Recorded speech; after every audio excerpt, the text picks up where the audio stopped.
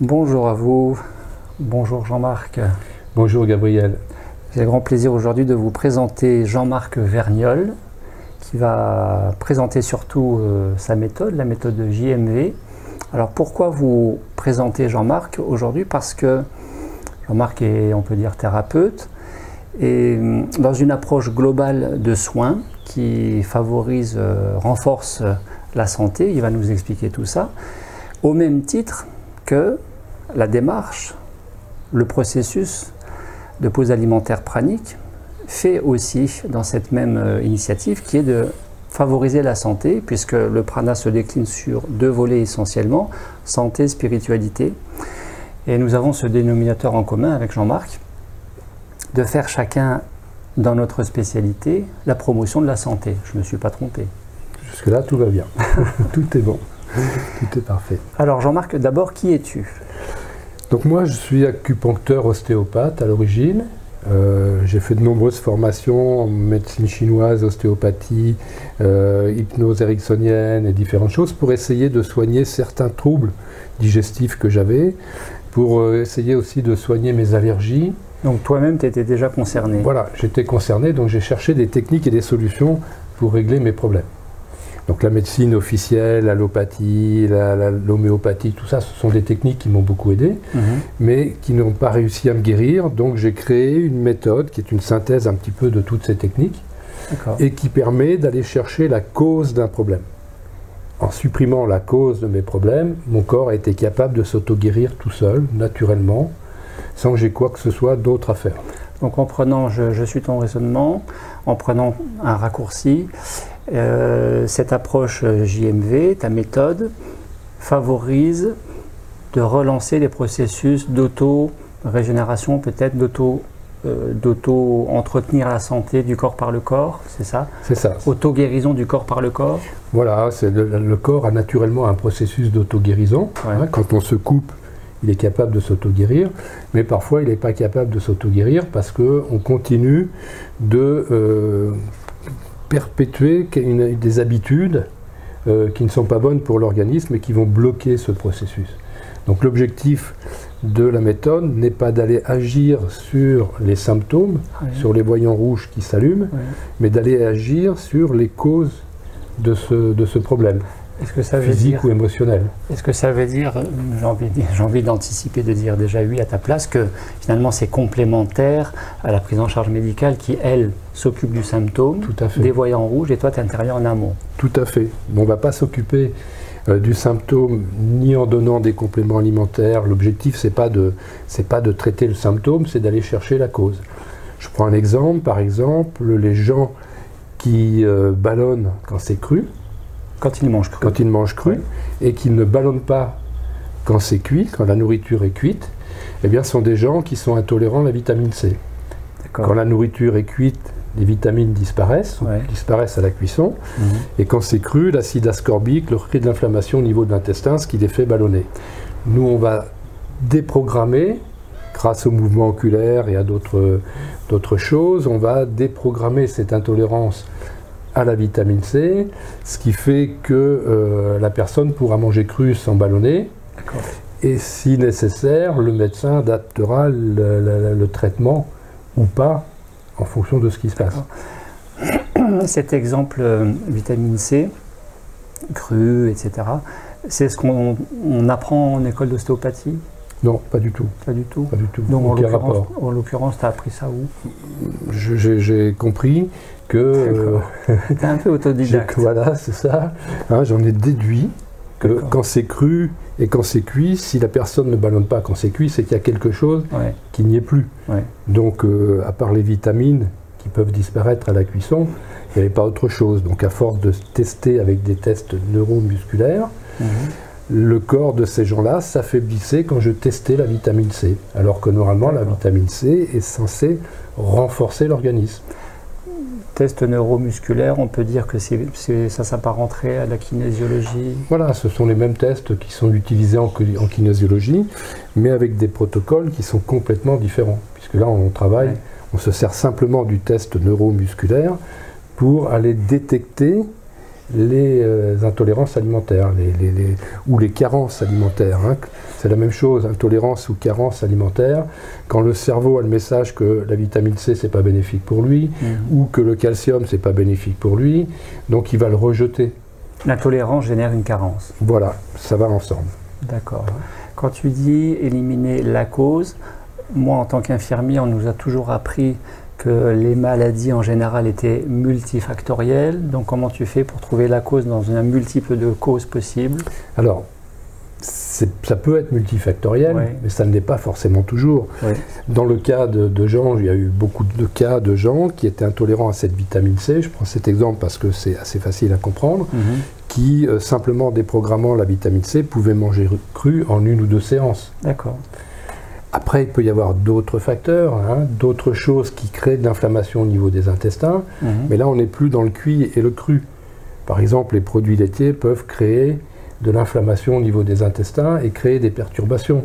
Peuvent créer, et créent souvent d'ailleurs. Et créer souvent des perturbations intestinales ou articulaires ou autres, hein, mais on va détecter que ce ne sera plus en fonction du cru et du cuit. D'accord. Donc on peut aussi tester, voir si on est intolérant au lactose, à la caséine, à l'acide lactique, etc. Donc on va vérifier si les produits laitiers sont bénéfiques pour cette personne ou au contraire s'ils ne sont pas bénéfiques pour cette personne. Quels sont les champs d'application de la méthode JMV tu reçois hein, des gens en séance depuis des années, il me semble. Une trentaine d'années. Une trentaine d'années, voilà. Donc ta pratique est assise sur quelque chose d'expérimental et qui a validé des hypothèses de départ et qui fait qu'en bout de course, eh bien, il y a des résultats de mieux-être, d'amélioration de santé. Quelles sont les applications, les domaines d'application de la méthode JMV? Ils sont multiples, on peut agir un petit peu sur tout et sur rien, il n'y a pas de domaine précis. On va agir sur tout ce qui est digestif, c'est assez rapide et magique parfois, hein, souvent même. Donc on va pouvoir déprogrammer des intolérances alimentaires au niveau énergétique, toujours sans donner de médicaments, ni de compléments alimentaires, l'objectif n'étant pas ça. C'est simplement le cerveau qui a des bugs, hein, qui a des croyances, et donc on va déprogrammer ces croyances que tel ou tel aliment est bénéfique ou toxique pour nous. Quand on ne fixe pas un aliment, le calcium, un élément comme le calcium, les vitamines, eh bien c'est forcément parce que le cerveau a l'information que ce n'est pas bénéfique pour lui, donc il va le rejeter. Si c'est une petite intolérance, quand on en prend c'est mieux, mais dès qu'on arrête ça revient, et si c'est une forte intolérance, plus on va en prendre et plus ça va perturber la personne. Hein, donc les cures de magnésium, les cures de vitamine C peuvent être bénéfiques pour certains et peuvent être toxiques pour d'autres. Ouais, donc c'est vraiment individualisé au cas par cas. C'est vraiment au cas par cas et c'est vraiment très personnel et très particulier. Il n'y a pas de règle générale. Absolument pas. Et donc il y a Djokovic, le numéro 1 mondial de tennis, qui explique tout ça dans son livre, où il explique qu'avant il avait de l'asthme, des tendinites, des allergies, et qu'un jour un médecin, le bras tendu comme en kinésiologie, lui a supprimé le gluten, les œufs, le porc, toutes les choses auxquelles il était intolérant, et que du coup il est devenu numéro 1 mondial grâce à ça. Donc il n'avait plus d'asthme, il n'avait plus de tendinite, un meilleur mental, etc. Mais c'est difficile de savoir quels sont les aliments qui sont bénéfiques pour nous et ceux qui sont plutôt nocifs pour nous. Voilà. Et donc il met ses menus, il mange très peu, toujours les mêmes choses, et il explique que son menu il est bénéfique pour lui, mais pas forcément pour quelqu'un d'autre. Chaque personne a des empreintes digitales différentes, et chacun a une flore intestinale différente, qui fait que certains aliments vont être bien digérés par une personne et pas forcément par l'autre. Très bien. On ne consomme pas tous le même carburant. Il n'y a pas un menu idéal, sinon on l'aurait trouvé depuis longtemps. L'approche globale, holistique et peut-être multidimensionnelle de ta méthode suggère qu'elle intègre dans tes séances, tes soins mieux-être, réhabilitation, rééquilibrage. Optimisation de la santé. Voilà. Suggère que ça tient compte à la fois du terrain physique, mais aussi mental, émotionnel, conscient, inconscient. Ça va jusqu'où tout ça? Toujours, hein, toujours. On prend la personne dans sa globalité, dans ses habitudes, dans sa façon de penser, dans ses raisonnements, dans son hygiène de vie. On va tenir compte aussi de ses émotions, de ses croyances. Donc on va pouvoir aller travailler sur les croyances. Si l'inconscient de la personne pense qu'elle ne mérite pas d'être en bonne santé, ou qu'elle ne mérite pas d'être heureuse, on peut faire tous les traitements que l'on veut, on peut faire toutes les reprogrammations que l'on veut, c'est toujours l'inconscient qui aura le dernier mot et qui fera « je ne suis pas en bonne santé ». Donc il faudra déjà les déprogrammer, cette croyance, pour permettre à la personne d'avoir le droit d'être en bonne santé, d'être heureuse. Et là, peut-être qu'après, les déprogrammations, tout ce qu'on va faire tiendra beaucoup mieux. Qu'est-ce que tu penses? Ça m'évoque, je ne sais pas pourquoi, mais je pense tout de suite en t'écoutant, ça me fait penser à ces gens dits en surcharge pondérale, voire obèses, qui n'arrivent pas à maigrir. Est-ce qu'il y a des explications dans ton approche? Alors, la grande explication, c'est que déjà, quand on arrête de manger ce qui fait grossir, les gens maigrissent naturellement. Mécaniquement, oui. Mécaniquement, hein, c'est ce qui est arrivé à Djokovic, où il a perdu 17 kilos simplement en supprimant les aliments qui lui provoquaient de l'asthme et des tendinites. Et donc, le problème, c'est que ce qui fait grossir une personne n'est pas la même chose que sur une autre personne. On connaît les grands principes, donc le sucre, qui fait grossir, les gluten, hein, qui sont des cols qui se déposent dans l'organisme, et puis parfois il y a des problèmes hormonaux. Voilà. Mais il y a aussi des gens qui font de la rétention d'eau, donc plus ils boivent, plus ils gonflent. Hein. Il peut y avoir différents facteurs qui vont faire que la personne peine à perdre du poids. Et surtout, ce qui se passe, c'est que les gens souvent modifient l'alimentation, appellent ça un régime, ils suppriment les choses qui les font grossir, et puis quand ça va mieux, ils reprennent les choses qui font grossir, et ils disent des régimes, c'est yo-yo, etc. En fait, alors qu'en fait, pas du tout. Quand on a trouvé une alimentation qui nous convient bien, mais il faut la garder. Mais si on n'a pas réglé les problèmes de flore intestinale, si on n'a pas réglé les problèmes de compensation, de manque affectif et autres, on va vite revenir à des anciennes habitudes qui ne sont pas les bonnes. Donc là, avec la méthode, on va à chaque fois les travailler sur l'émotionnel, sur le mental, les croyances, et puis surtout sur le côté physiologique, parce que si on fixe correctement les vitamines, les minéraux, mais le corps a besoin de manger beaucoup moins. Finalement, la méthode JMV qui propose le domaine de la santé, à mon avis, va même plus loin. J'ai envie de dire que JMV, c'est aussi un coaching possible au travers de ces séances. C'est un coaching obligatoire. On va donner des indications aux gens pour leur donner des grandes lignes sur ce qui est bénéfique pour eux et qui n'est pas forcément pour leurs voisins. À partir du régime alimentaire? À partir de l'alimentation qui leur convient, en fonction de leurs besoins physiologiques qui sont différents du voisin. Des gens qui ont besoin de manger beaucoup, et des gens qui ont besoin de manger beaucoup moins, des gens qui ont besoin de faire 3 repas, d'autres qu'un seul repas. Et donc, on va pouvoir adapter, régler, faire comme en acupuncture, faire comme en médecine chinoise. On va faire tout un tas de petits réglages sur le plan énergétique qui vont faire que la personne se sent mieux physiquement et psychologiquement, et va donc être plus attirée par les aliments qui sont sains pour elle, plutôt que par les aliments qui comblent des carences ou qui comblent des manques affectifs. Comme le sucre, par exemple. Hein, tout le monde sait que ça fait du mal, mais quand on est déséquilibré, on est forcément attiré par le sucre. Eh oui. Tu parlais de médecine chinoise, donc les méridiens, tu en tiens compte aussi? Bien sûr, on va travailler par rapport aux méridiens. C'est-à-dire que quand on fait une séance d'acupuncture, l'acupuncture va remettre en route toutes ces énergies par l'intermédiaire des méridiens et des points d'acupuncture. L'énergie circule correctement. La médecine chinoise dit que quand l'énergie circule correctement dans l'organisme, la personne est en bonne santé physique et mentale. Équilibre. Voilà, chaque organe a une fonction physiologique et psychologique. On connaît le foie relié à la colère, le cœur à la joie de vivre, le poumon à la tristesse. Donc quand on a un organe en faiblesse, pour quelque raison que ce soit, l'émotion qui va avec va s'en ressentir.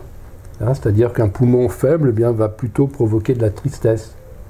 Un foie en surcharge va plutôt provoquer de l'agressivité et de la colère. Et donc tout ça, ça va nous permettre, nous, plus encore que la médecine chinoise, d'aller voir qu'est-ce qui fait qu'il y a ce déséquilibre.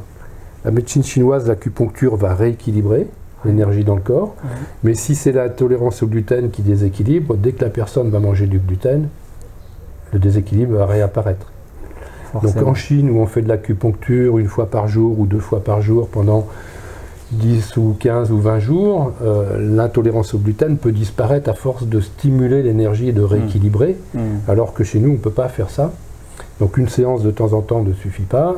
Par contre, là, avec la méthode, on va vraiment aller chercher qu'est-ce qui fait que ça perturbe tel ou tel organe ou tel méridien. Si le chocolat perturbe le foie et crée de l'irritabilité, nous, en déprogrammant l'intolérance au chocolat, même si on aime beaucoup ça, on peut quand même être intolérant, ça peut ne pas être bénéfique pour nous. Et donc simplement en déprogrammant le chocolat, la personne va retrouver un calme, plus facilement un calme intérieur et aussi sur le plan physiologique.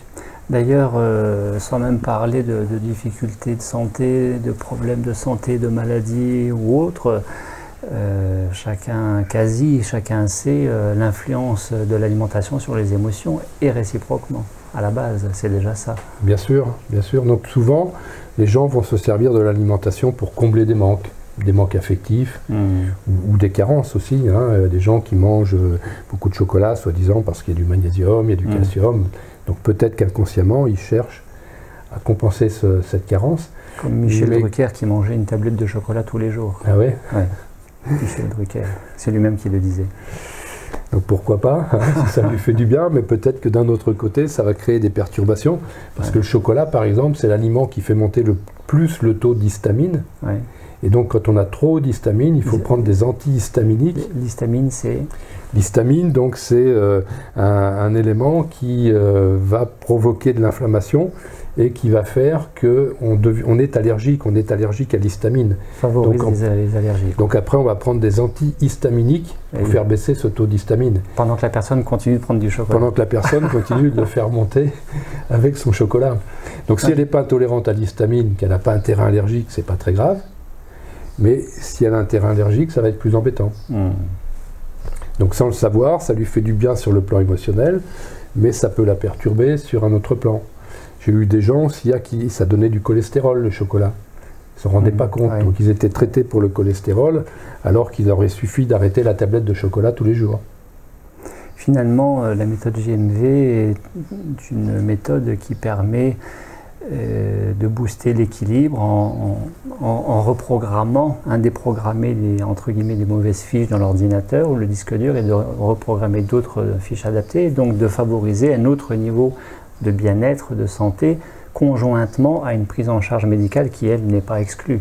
Bien sûr, il faut absolument faire les analyses, les examens médicaux, donc enlever toutes les causes possibles et graves de perturbations. Mais heureusement, on s'aperçoit très souvent que les gens ont des symptômes importants, mais pas de maladies graves. Alors que simplement en faisant quelques réglages, on a tous des bugs, on vient tous au monde, on n'est pas parfait, on a tous des intolérances alimentaires que l'organisme se débrouille pour gérer à sa façon et à un moment donné, il ne peut plus les gérer parce qu'il y a des choses externes qui viennent se rajouter. Et puis là, stop, il dit stop, quoi. Donc pour dire stop, il fait des signaux, il envoie des voyants rouges, et on appelle ça des symptômes, mais pour lui, c'est sa façon de dire il y a quelque chose qui ne fonctionne pas.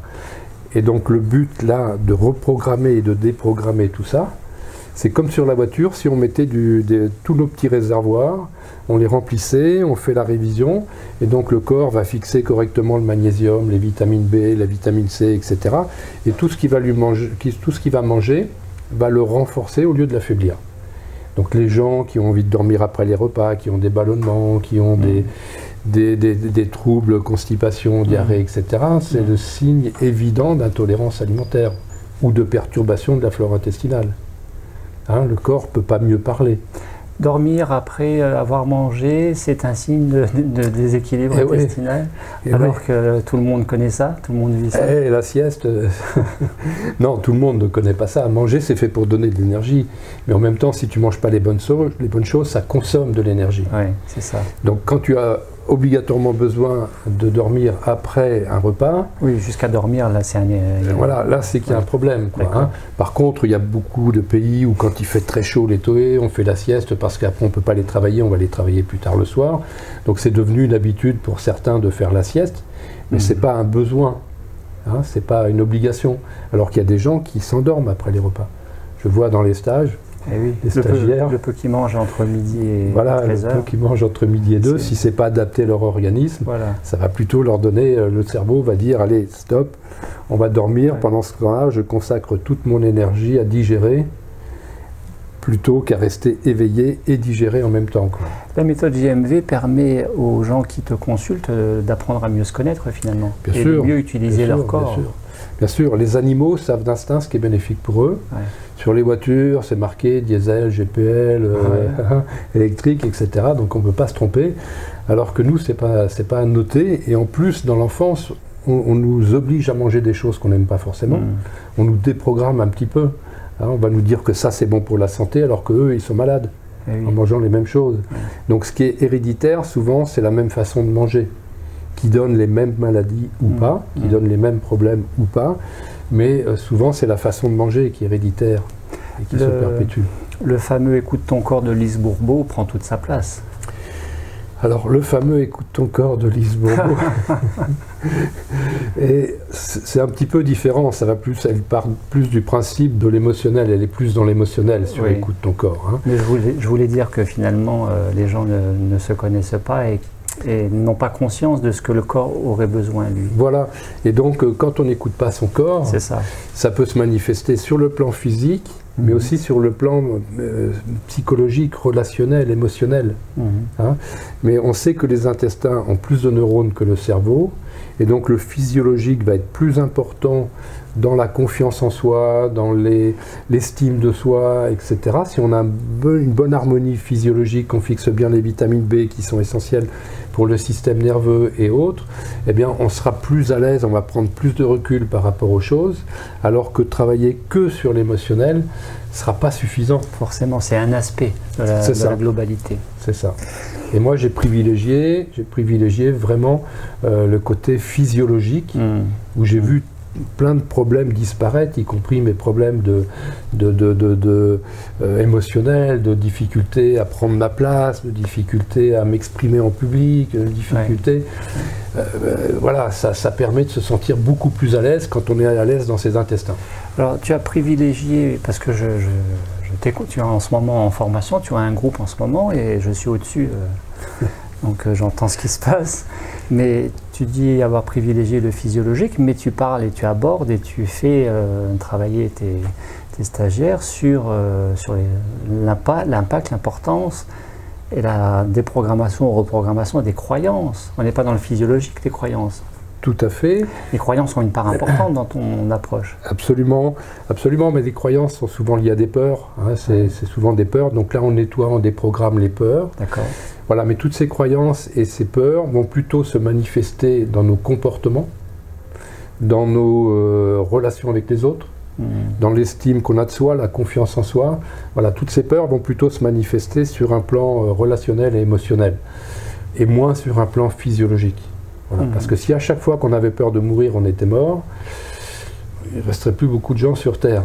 Donc les deux sont liés, mais je privilégie toujours, on commence toujours par le physiologique, parce que quand on a un organisme, le corps c'est le temple de l'esprit, et quand il fixe correctement les vitamines, les minéraux, les oligo-éléments, tout de suite il voit la vie différemment. Souvent j'ai des gens qui viennent pour des problèmes de ballonnement ou autre, et qui me disent, on n'a pas forcément réglé complètement ces problèmes digestifs, mais par contre ils me disent souvent, je ne vois plus la vie de la même façon, il m'est arrivé telle ou telle chose, avant j'aurais réagi de telle et telle façon, et là c'est comme si c'était arrivé à l'extérieur à quelqu'un d'autre. Donc ils arrivent à prendre du recul, simplement parce qu'on a reprogrammé les vitamines B par exemple, qui sont les vitamines essentielles du système nerveux, et qui font que si on ne les fixe pas correctement, on est un petit peu comme une éponge. On capte tout le stress des autres, donc les gens sont mal dans la foule, ils sont mal avec des gens qui les vampirisent, voilà, ils vont être un petit peu sur cette problématique. La B1, la B6... Absolument, toutes ces vitamines B, et paradoxalement, si on en prend, on a toutes les chances d'être encore plus sensible. En théorie, c'est ce qu'il faut faire. Mais si on ne les fixe pas, c'est qu'on est intolérant. Et si on en prend et que c'est une petite intolérance, ça peut aller mieux, mais ça ne va pas durer. Dès qu'on arrête, ça revient. Et si c'est une forte intolérance, on sera encore plus sensible, plus hypersensible.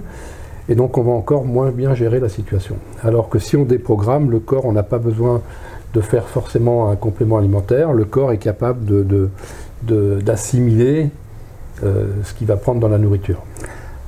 Donc toi, Jean-Marc, qui est ostéopathe, acupuncteur, thérapeute, globaliste, si on peut dire ça comme ça, pour autant tu n'es pas médecin, mais une question me taraude, c'est est-ce qu'à ton niveau, tu fais des prescriptions aux gens qui viennent te voir, à savoir vous devriez plutôt faire comme ça, ou vous devriez réduire ça, ou pratiquer quelques respirations, au sens second du terme prescrire? Est-ce que tu prescris des choses pour que les gens prennent le relais suite à une séance ou à une série de séances? Alors, on va plutôt leur conseiller de ne pas consommer telle ou telle chose, le temps que le corps se répare.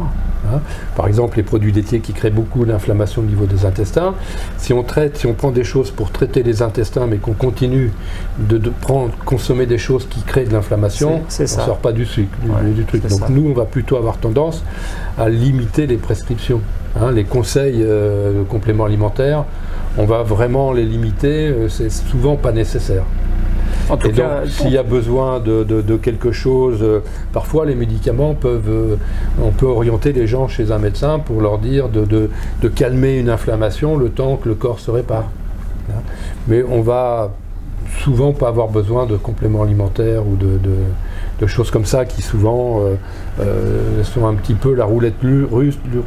Quand on se le prescrit, quand on fait de l'auto-prescription, on a vu sur une revue que telle chose était bonne pour tel truc, et donc c'est un peu la roulette russe, on n'en est pas sûr. Alors que là, nous, on va pouvoir le tester et le conseiller que dans certains cas. Objectivement. Objectivement, et pas dans d'autres cas. Bien. Ce pourquoi j'étais très intéressé pour nous retrouver devant la caméra aujourd'hui, c'est pour un deuxième volet qui te concerne aussi, qui est le jeûne. Alors moi je pratique, j'accompagne la pause alimentaire pranique, et toi tu pratiques la pause alimentaire tout court, pour l'instant peut-être. En tout cas tu pratiques le jeûne. Voilà. Est-ce que le jeûne, tu confirmes que c'est quelque chose qui est favorable à la santé, a priori puisque tu le pratiques, et est-ce que le jeûne fait partie de tes outils en méthode JMV? Tout à fait. Le jeûne ne fait pas vraiment partie de la méthode JMV. Ça peut être un conseil qu'on va donner. Beaucoup de médecins maintenant conseillent le jeûne intermittent. Ouais. Hein, on parle beaucoup du jeûne intermittent. Les animaux, quand ils sont malades, ils jeûnent. Nous, on dit qu'il faut manger. Alors que quand on jeûne, on soulage l'organisme, hein, on lui donne un travail en moins à faire, la digestion, encrasser les cellules. Et on stimule ses capacités d'autorégénération. Voilà. Hein, par le fait, on stimule les capacités d'autogénération, d'auto-guérison. C'est les bases mêmes du prix Nobel de médecine d'octobre 2016, le docteur Yoshinori Ohsumi au Japon, qui a mis ça en évidence, hein, autophagie, autolyse. Voilà, maintenant on sait très bien, dans certains centres, quand ils font de la chimio, il faut jeûner les personnes une journée avant. Il y a des centres thérapeutiques, de jeûne thérapeutique en Allemagne et dans d'autres pays où on a constaté qu'effectivement, même des maladies des psychotiques, hein, comme schizophrène, paranoïaque, au bout de 3 semaines de jeûne, 50% étaient guéris définitivement. Donc si ce n'est pas la preuve que manger peut rendre malade, qu'on m'explique. Oui. Donc effectivement, le jeûne, pour moi, c'est le meilleur médicament, mais tout le monde ne peut pas jeûner, hein, c'est bien d'être accompagné. Et puis surtout, je pense que des gens qui sont carencés parce qu'ils ont beaucoup d'intolérance alimentaire, et oui. Donc ces gens-là vont être carencés en vitamines, ils ne vont pas fixer les minéraux, ils ne vont pas fixer certaines choses, et pour ces gens-là, jeûner, ça risque d'être difficile. Ouais. Ils risquent d'avoir des perturbations, forcément, parce que le corps est en manque. Alors que si avant on a reprogrammé toutes ces intolérances et qu'ils ont fait le plein d'oligo-éléments qu'ils ont fait, parce que c'est pas parce qu'on en prend qu'on va faire le plein. Ouais. Hein, si le réservoir est percé, on peut mettre du zinc ou du magnésium dans le réservoir, ça tiendra pas. Donc là, nous, on va réparer le réservoir. Ouais. Et par une alimentation adaptée, ils vont pouvoir recharger leur réservoir, et quand ils vont passer au jeûne, ben là, ils vont beaucoup mieux le supporter. C'est ça. Ça fait partie de la préparation possible. Ça fait partie d'une préparation possible, tout à fait. Au jeûne de ton côté, à la pause alimentaire pranique de mon côté. Absolument. Je vois bien, quand j'accueille mes groupes, j'ai régulièrement des gens qui disent dans les derniers jours ou la dernière semaine ou 2 dernières semaines, les gens plutôt que de, en fonction du poids taille, si c'est satisfaisant de manger moins, manger mieux, ben, vont être rattrapés par un manger plus, manger mieux, et pas forcément mieux d'ailleurs. Pas forcément, non. On l'explique comme ça finalement. Alors ça s'explique comme ça, le corps a besoin de rattraper, il a besoin de plus, et puis le temps que ça monte au cerveau, il a fait trop. Il a fait trop, donc, mais bon, voilà, ça peut demander plusieurs jours et parfois plusieurs semaines pour se réguler. Le corps a besoin, ou tout simplement la personne, ce que je vois aussi très souvent, sont rattrapés par des peurs de manque. Ça c'est sûr, que le côté émotionnel a un gros lien là-dedans. Émotionnel et croyance que si je mange pas, je meurs. C'est ça, et puis c'est un besoin plus émotionnel, là, et puis plus les habitudes. Oui. Hein, plus le mental qui a associé ça au plaisir, à différentes choses. Donc pour trouver du plaisir, il faut s'empoisonner un petit peu parfois. Hein. Les gens ont besoin de boire, de fumer parfois pour trouver du plaisir. Donc c'est toujours dans le but de trouver du plaisir, mais ça ne veut pas parce qu'on mange que c'est bon pour notre corps. Et puis que la personne se sent mieux finalement, pas pour autant. Elle se sent mieux, mais ça ne dure pas, il faut recommencer, et c'est toujours un cercle vicieux. Et puis après, il y a le deuxième aspect, c'est qu'au niveau de la flore intestinale, si la personne a un excès de candidats albicans dans les intestins, par exemple, ces candidats albicans, ils se sont mis en sommeil pendant 15 jours, 3 semaines. Et puis là, maintenant, ils réclament à manger. Donc dès qu'on leur redonne un petit peu à manger, ils en veulent encore plus, ils ont faim, ils sont affamés. Et donc la personne va être tentée, elle va être obligée presque, ça va être incontrôlable, d'aller nourrir ces candidats albicans ou parfois ces parasites intestinaux, parce qu'avant on purgeait, on vermifugeait les gens, maintenant on ne le fait plus. Donc on a souvent accumulé des parasites, la flore intestinale, on parle beaucoup du microbiote à l'heure actuelle, et donc on veut mettre des bonnes bactéries dedans, mais on oublie souvent qu'il faut déjà enlever les mauvaises bactéries. Hein, et les candidats albicans, on en a besoin, mais s'ils sont en excès, ils deviennent nuisibles. Donc tout ça, tant qu'on ne l'a pas régulé, c'est difficile de contrer ses pulsions alimentaires. Ce qui explique finalement, ce qui peut expliquer finalement chez certaines personnes qui, après une pause alimentaire pranique, dans ton groupe de stagiaires actuels, il y a 2 personnes qui ont fait 21 jours et qui toutes les 2 ont été rattrapées après leurs 21 jours praniques par une tendance boulimique au sucré, qui s'explique par un terrain candidosique. C'est ça. Là, ce qu'on a détecté chez ces gens-là, c'était déjà une grosse intolérance au sucre. Qui dit intolérance au sucre dit dépendance au sucre, dit carence en glucose, etc. Donc le cerveau, comme il est sous-alimenté en glucose, parce qu'il y a intolérance au sucre, donc il le rejette, en même temps qu'il en a besoin, donc il est toujours dans ce processus de courir après le sucre. Donc souvent, il faut des choses sucrées, mais en même temps, elles avaient effectivement des candidoses. L'excès de candidats qui fait qu'il faut les nourrir. D'où vient alors la candidose, Candida albicans, c'est une levure. C'est ça. D'où vient la candidose? Comment est-ce qu'on crée une candidose?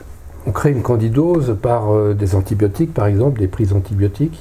D'accord. Donc perturbation de la flore intestinale. Perturbation de la flore intestinale. On peut avoir une candidose parce qu'on mange beaucoup de sucre, des sodas, des glaces, etc. Nutella. Sucre rapide ou sucre lent, d'ailleurs, parce que le riz, par exemple, c'est un indice glycémique 80. C'est 80% d'indice glycémique, donc on appelle ça des sucres lents, mais c'est du sucre. Ça reste du sucre. Ça reste du sucre. Et ces bactéries-là, ces champignons-là, sont justement chargés de digérer, pour nous, le sucre. Et donc plus on mange sucré, plus il faut de combattants, donc puis ils se démultiplient. Il y a encore plus plus on les nourrit, plus il y a des champignons, plus il y a des candidats albicans, et plus ils réclament du sucre. Donc après, une fois qu'ils se sont bien développés, ça va être difficile de leur dire, non, ceux qui sont en trop vont mourir, Donc on va vous sevrer un petit peu. Donc la personne, elle est tributaire de son intestin, de cette flore intestinale qui est déséquilibrée, mais qui sont nécessaires. En quantité, il faut un équilibre. Les 300 ou 400 sortes de bactéries qu'on a dans les intestins sont nécessaires. De virus, bactéries, parasites, champignons sont nécessaires. Certains, d'autres sont pathogènes et ne sont pas bons pour nous, mais on a une flore intestinale qui contient beaucoup de bactéries, parasites, champignons nécessaires et qui font notre travail, qui vont assimiler les vitamines, les minéraux, qui vont fabriquer de la sérotonine, qui vont fabriquer de la dopamine, qui vont fabriquer tous les neurotransmetteurs pour que notre cerveau fonctionne correctement, que nos organes fonctionnent correctement. Donc si l'usine ne fabrique pas correctement, le reste ne peut pas fonctionner correctement. Alors le corps humain est intelligent, il va compenser, il va se débrouiller, il va s'adapter, même jusqu'à un certain point et jusqu'à un certain moment. D'où que les enfants en difficulté scolaire ne sont pas forcément des enfants qui ont un moins grand potentiel intellectuel, mais peut-être ont un terrain digestif non propice à la performance intellectuelle finalement. Voilà, c'est ça. Le cerveau, les intestins, on dit que c'est le deuxième cerveau. Voilà. C'est pas un cerveau, mais c'est quand même l'usine. C'est aussi ce sont des muqueuses qui sont en lien avec le cerveau et qui vont, s'il y a de l'inflammation au niveau des intestins, cette inflammation elle va se propager partout dans l'organisme, y compris dans le cerveau. Et une inflammation dans le cerveau, ça va provoquer de l'hyperactivité, ça va provoquer des troubles de l'attention, ça peut provoquer une dégénérescence des cellules, ça peut provoquer divers troubles. Et là, l'objectif, ça va être d'aller chercher qu'est-ce qui crée cette inflammation. Et si on supprime ce qui crée l'inflammation, le corps est capable de se réparer tout seul. Chose que toi tu favorises, stimules dans JMV, dans cette approche. Voilà, en plus d'enlever les intolérances, les grains de sable qui vont perturber le fonctionnement de l'organisme, on va stimuler les organes via les méridiens d'acupuncture, via les points d'acupuncture, pour renforcer les organes par rapport aux grains de sable qu'on a enlevés. Organes, émonctoires. On va stimuler les intestins, le foie, tous les émonctoires pour éliminer toutes les toxines que cette inflammation a pu provoquer. Très bien. Je t'ai entendu ce matin, toujours en étant au-dessus. Toujours une oreille qui... Voilà, dire que tu favorisais la circulation de l'énergie dans les méridiens. Donc circulation de l'énergie, il me semble que ça s'appelle le prana, on peut dire ça, énergie de vie. L'énergie, voilà. Et donc par rapport à cette énergie, favoriser l'énergie dans les méridiens, cette énergie, on ne peut pas vivre sans énergie, on est d'accord, tout moteur a besoin d'énergie. Il y a cette source prépondérante chez la plupart des gens dans leur croyance qui est que l'énergie c'est surtout l'alimentation, mais il n'y a pas que ça. Qu'est-ce que tu suggères aux gens pour prendre soin de leur santé? Outre le fait de mieux manger peut-être, en termes de source d'énergie, qu'est-ce que tu suggères aux gens? Donc l'énergie, c'est déjà c'est l'énergie tellurique. On vit sur Terre, il y a une énergie tellurique qui nous nourrit. L'énergie de la Terre, il y a une énergie cosmique, l'énergie du ciel, le soleil. Tout ça, ce sont des énergies qui nourrissent. C'est le yin et le yang. C'est l'énergie qui va alimenter la batterie. On a un capital énergétique à la naissance qui fait qu'on a un capital héréditaire qu'on va utiliser, mais qu'on va épuiser jusqu'à la fin de notre vie et qu'on recharge par d'autres mécanismes. Alors l'alimentation, à condition qu'elle soit bien adaptée, en est une. On va transformer certains aliments en énergie pour recharger nos batteries, mais à condition d'avoir une bonne alimentation adaptée, sinon ça va épuiser nos énergies, ça va tirer encore plus notre énergie sur notre énergie. Donc moins on mange, mieux on se porte. Il vaut mieux manger peu, mais des bonnes choses, plutôt que de manger beaucoup des mauvaises choses, ou des choses qui vont nous encrasser l'organisme. C'est dans ce cadre-là que, je ne sais pas si c'est régulier, mais que peut-être régulièrement tu te poses toi-même dans le jeûne.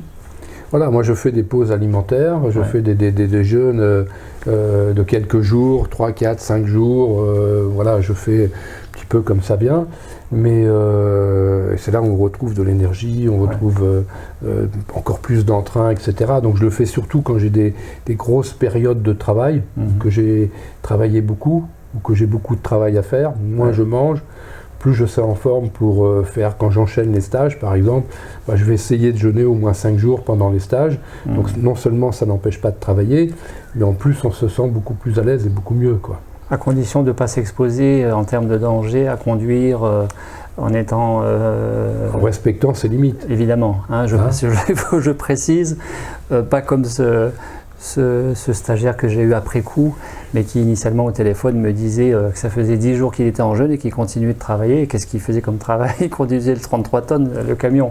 Non, jamais de la vie, hein, on est d'accord. Voilà, donc il faut toujours être vigilant et toujours être conscient de ce qu'on fait. Ouais.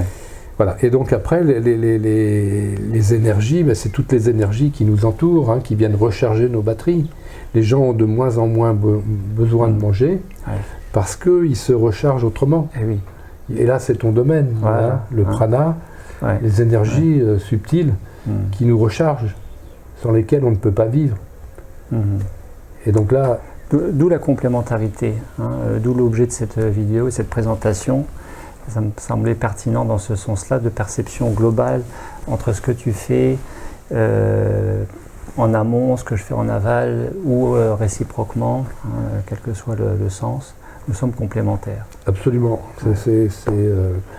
Et c'est même très important parce que le fait de reprogrammer va faciliter le jeûne, et le fait de jeûner va nettoyer encore plus le travail qui a été fait par la reprogrammation, parce que l'organisme va pouvoir se nettoyer après avoir été réglé, parce que même si on règle les intolérances, il faut quand même un certain temps à l'organisme pour nettoyer toutes les cellules. Donc là, ça va aller beaucoup plus vite. Est-ce que là, spontanément, tu aurais un cas flagrant, majeur, d'une personne qui serait venue te voir et qui aurait vraiment passé à autre chose, dans un autre niveau de mieux-être, de joie de vivre éventuellement, en réajustant certaines choses, grâce à JMV? Ça, c'est le coup presque à chaque fois. Ah d'accord. Heureusement. Le but, c'est d'apporter un mieux-être à chaque séance. Alors parfois, ça va très vite, parfois c'est dès la première séance, parfois c'est un peu plus long. Mais ça apporte un mieux-être physique et émotionnel. Bon, une grosse partie de mes patients, ce sont des gens qui ont des troubles digestifs, des baisses de morale, des baisses d'énergie, des allergies, de la déprime. Voilà, donc, et tous, même si on n'a pas réglé complètement leurs problèmes, presque tous, à la deuxième séance, me disent je prends du recul par rapport aux choses, je vois plus les choses de la même façon, je me sens mieux. Moins la tête dans le mur. Voilà, moins dans le brouillard, les idées plus claires. Voilà. Puis après, il y a toujours des cas qui peuvent résister et persister, mais généralement, ça apporte un mieux-être rapide. Est-ce que ce mieux-être, ce changement est durable dans le temps? Alors, il peut être durable, il peut être en dents de scie, il peut y avoir un mieux-être tout de suite, et ça ne tient pas, il faut une deuxième ou une troisième séance pour rééquilibrer, parce que ce sont des choses, des troubles que les gens ont souvent depuis 10 ans, 20 ans, 30 ans, et donc c'est pas en claquant des doigts que ça va forcément se régler. Puis même si on l'a réglé, le corps revient souvent à des anciens modes de fonctionnement, même s'ils ne sont pas bénéfiques pour lui, mais c'est connu, donc voilà, c'est du terrain connu, c'est pas facile de changer de mode de fonctionnement.